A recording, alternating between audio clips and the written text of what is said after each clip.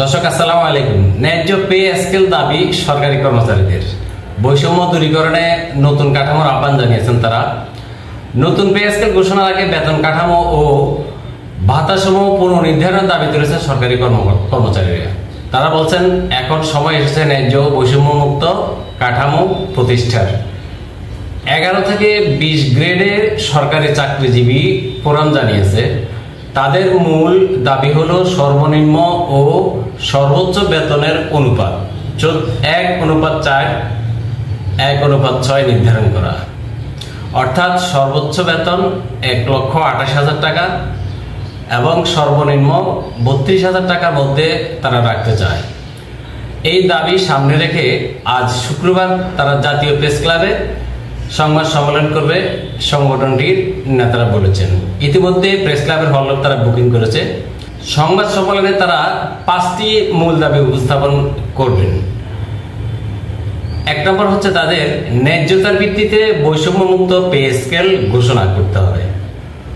2 নম্বর হচ্ছে হরণকৃত time scale ও selection grade পুনর্বহাল করতে হবে। 3 নম্বর হচ্ছে এক ও অভিন্ন নিয়োগ বিধি বাস্তবায়ন। 4 বাজার পরিস্থিতি বিবেচনায় সকল ভাতা পুনর্নির্ধারণ। 5 শতভাগ পেনশন প্রবর্তন।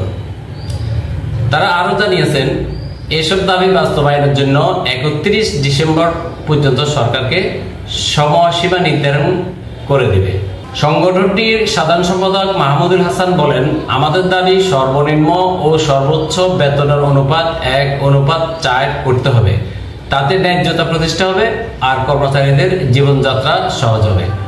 তিনি আরো জানান, বর্তমান গ্রেড কাঠামো ভেঙে 12 থেকে 15টি গ্রেডে পুনর্বিন্যাসের প্রস্তাবনা দেওয়া হবে তাদের এই দাবির মধ্যে।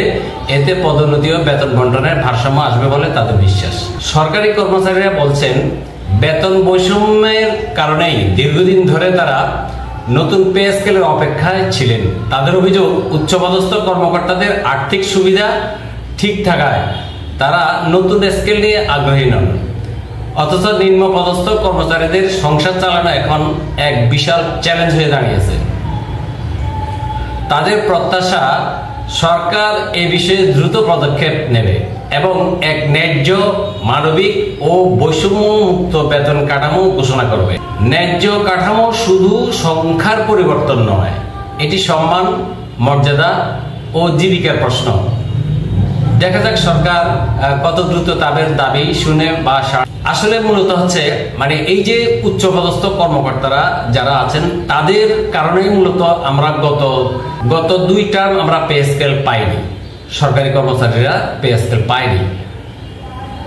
অর্থাৎ উচ্চপদস্থ কর্মকর্তারা বিভিন্ন সুযোগ সুবিধা ভোগ করে থাকেন সরকারের নিকট থেকে, কিন্তু 11 থেকে 20তম গ্রেডে যারা চাকরি করেন ম্যাক্সিমামই হচ্ছেন কর্মচারী, তাদের বেতনের অংশ খুবই কম, সীমিত।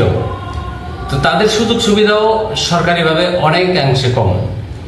তো সেই ক্ষেত্রে তাদের পরিবার পরিচালনা, দৈনন্দিন ব্যবহার দারুণভাবে বিঘ্নিত হচ্ছে। বাজারে যে দ্রব্যমূল্যের ঊর্ধ্বগতি, সেক্ষেত্রে কম পদস্থ, নিম্ন পদস্থ চাকরিজীবীরা বাজার করতে হিমশিম খাচ্ছে। কিভাবে তাদের সংসার চলবে, কিভাবে তাদের ছেলে মেয়েদের পড়াশোনার খরচ চালাবে। পূর্বের হাসিনা সরকার এ বিষয়ে কোনো প্রকারের পদক্ষেপ নেয়নি।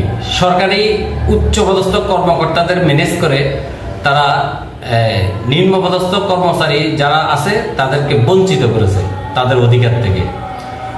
তো দর্শক, আমরা আশা করি সরকার বিষয়টি বিবেচনা করবে। 11 থেকে 20তম গ্রেডে যারা আছে তাদেরকে একটা সম্মানজনক, অর্থাৎ তারা সর্বনিম্ন তাদের বেতন 32,000 টাকা তারা চাচ্ছে। 1:8 অনুপাতে যদি দেয়া হয় তাহলে কিন্তু সর্বোচ্চ পদধারী যারা তারা অনেক উপরে উঠে যায়, 1,60,000 টাকার মতো বেতন তাদের পড়ে, কিন্তু নিম্ন পদস্থ যারা তাদের 25,000 টাকার মতো পড়ে। অতএব তাদের দাবি এই 32-এর মধ্যে তাদের নিচেরটা থাকতে হবে। আমরাও চাই সেটা বাস্তবায়ন হোক। সকলে ভালো থাকুন, সুস্থ থাকুন। পে স্কেলের জন্য শুভকামনা থাকলে সকলে দোয়া করুন।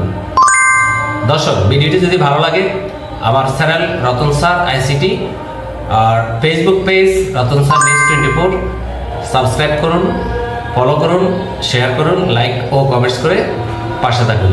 ধন্যবাদ। আসসালামু আলাইকুম।